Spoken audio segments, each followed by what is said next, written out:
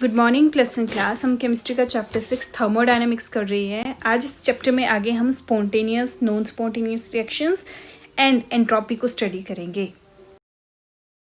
सबसे पहले इसमें एक है that is zeroth law of thermodynamics.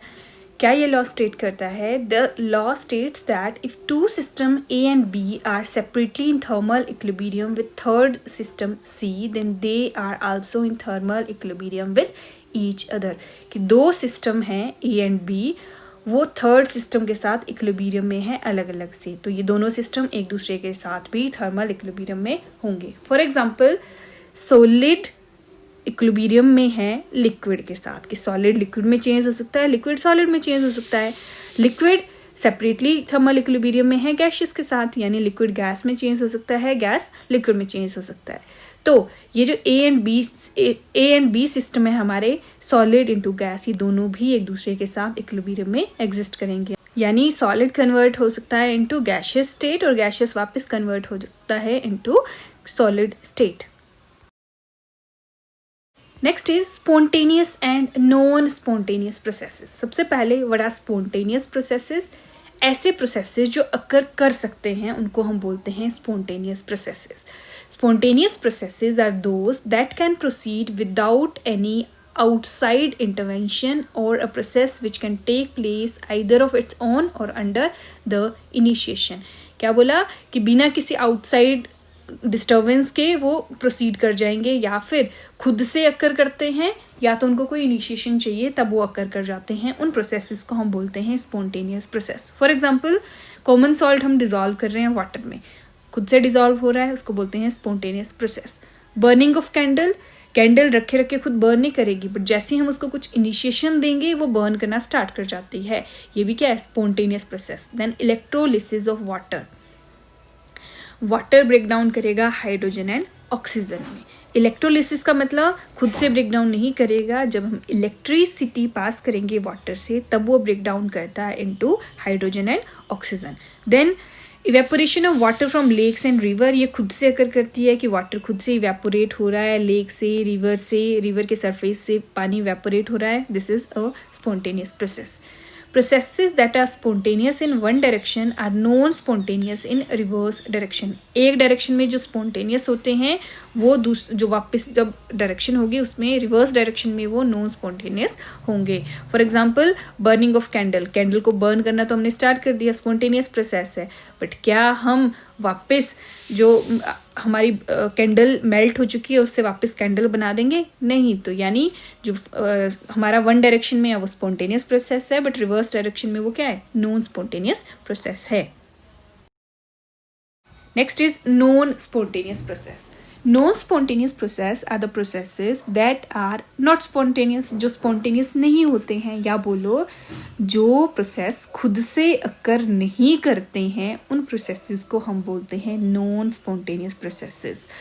और the processes which may not take place even by strong initiation. हम स्ट्रॉन्ग इनिशिएशन दे रहे हैं तब भी वो खुद से टेक प्लेस नहीं करेंगे। That type of processes are known as non spontaneous processes. For example a piece of gold kept in water do not dissolve. चाहे हम जितने मर्जी दिन तक गोल्ड को वाटर में रखे that will not dissolve in water. Water of its own cannot fill an overhead water tank placed in top of a building. कुछ एक नॉन स्पॉन्टेनियस प्रोसेस ऐसे भी होते हैं जिनको इनिशिएशन की ज़रूरत होती है तब जाके वो अकर करते हैं। जैसे अगर कोई ऊंची बिल्डिंग है, उसके टॉप पे रखा है वाटर टैंक, वो कभी खुद से फिल नहीं करेगा। अगर हमें उस वाटर टैंक को फिल करवाना है, हमें पंप की हेल्प लेनी पड़ेगी, यानी हम एनर्जी देंगे तब जाके वो वाटर टैंक क्या होगा? फिल होगा। तो अगर हमें नॉन स्पॉन्टेनियस प्रोसेसेस को अकर करवाना है, we have to supply some energy. Now the driving force for a spontaneous process.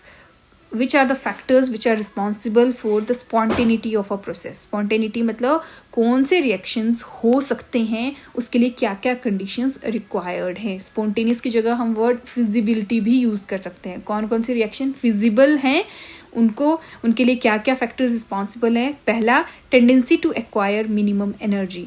पहली जो ड्राइविंग फोर्स है किसी भी स्पॉन्टेनियस रिएक्शन के लिए, कोई भी रिएक्शन हो रहा है वो क्या करेगा, क्यों अकर करेगा? टू एक्वायर मिनिमम एनर्जी, ताकि वो मिनिमम एनर्जी एक्वायर कर सके। मिनिमम एनर्जी एक्वायर करने का मतलब है कि वो ज़्यादा स्टेबल हो जाएगा, यानी कि स्पॉन्टेनियस प्रोसेस क्यों अक्कर करेंगे? स्टेबिलिटी एक्वायर करने के लिए। लिक्विड क्यों इवेपोरेट करेगा? क्योंकि लिक्विड में क्या है, जो पार्टिकल्स के बीच में बाइंडिंग फोर्सेस हैं वो ज़्यादा हैं, बट जैसे वो गैसियस स्टेट में कन्वर्ट हो गया पार्टिकल्स फ्री हो जाएंगे, यानी उसको क्या मिल गई? स्टेबिलिटी मिल गई। तो पहला ड्राइविंग फोर्स क्या हुआ कि उसने क्या करनी है? मिनिमम एनर्जी एक्वायर करनी है। मिनिमम एनर्जी मतलब मैक्सिमम स्टेबिलिटी एक्वायर करनी है।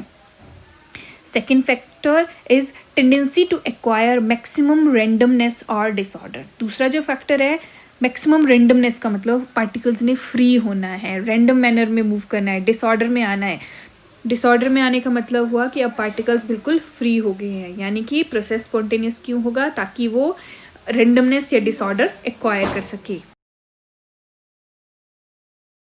Now what is this degree of randomness? इसको एक्सप्लेन करते हैं।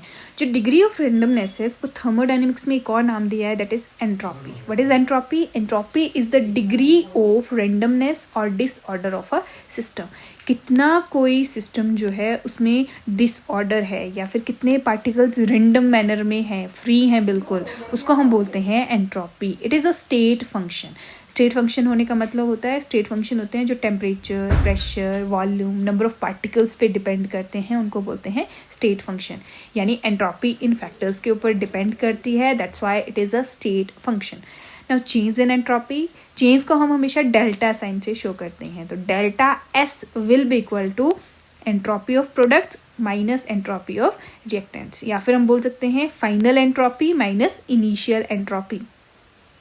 Now if Q is heat energy evolved or absorbed in a reversible and isothermal process at constant temperature, then change in entropy is given as.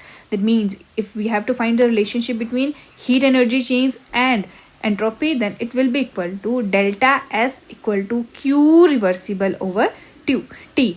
Q reversible इसलिए क्योंकि reversible reaction है, reversible process है। Q reversible यानी कि जो हमारी heat energy change at constant temperature होता है that is equal to delta H. तो डेल्टा एस हो गया equal to delta H upon T.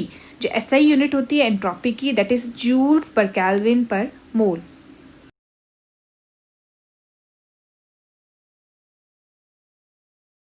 Now the factors influencing entropy. सबसे पहला फैक्टर है वॉल्यूम चेंज। जैसे जैसे वॉल्यूम इंक्रीज करेगी, वॉल्यूम इंक्रीज करने का मतलब है इंटर पार्टिकल स्पेस इंक्रीज करेगा, यानी कि पार्टिकल्स बिल्कुल फ्री हो जाएंगे मूव करने के लिए, तो एंट्रोपी इंक्रीज कर जाएगी। एंट्रोपी जो होती है वो मैक्सिमम होती है गैसेस में, यानी गैसेस में पार्टिकल बिल्कुल रैंडम मैनर में मूव करते हैं, और सॉलिड में क्या होते हैं? क्लोजली पैक्ड होते हैं, तो मिनिमम होती है सॉलिड में।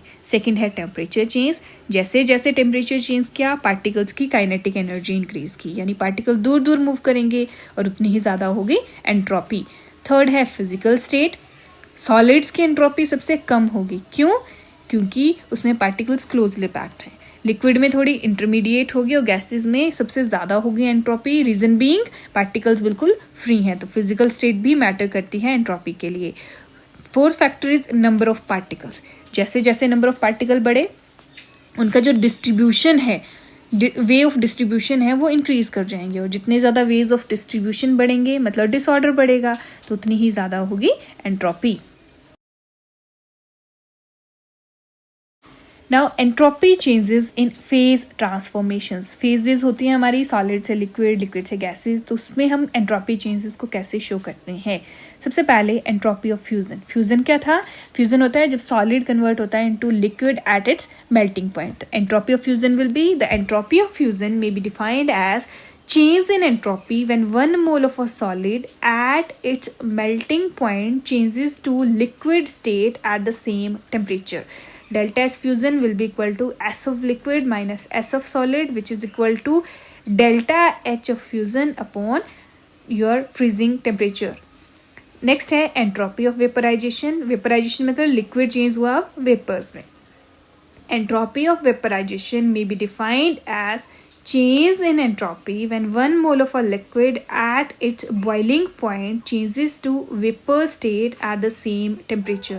यानी delta S of vaporization will be equal to S vapor minus S liquid, which is equal to delta H vaporization upon boiling temperature.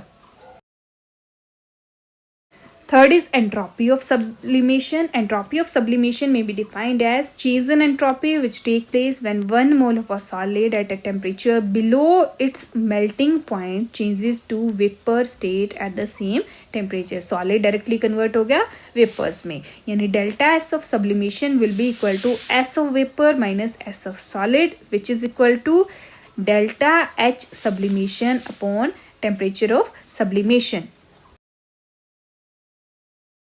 अब अगर आपको यहाँ से न्यूमेरिकल आता है कि आपका एंट्रोपी चेंज फाइंड करना है किसी भी पर्टिकुलर रिएक्शन के लिए, जैसे at 0 degree Celsius ice and water are in equilibrium and enthalpy change for the process water in solid state is in equilibrium with water in liquid state, और enthalpy change यानी delta H की value दे के रखी है 6 kilo joule per mole. बोला calculate the entropy change for the conversion of ice into liquid water. हमें क्या फाइंड करना है, हमें फाइंड करना है एंट्रोपी चेंज.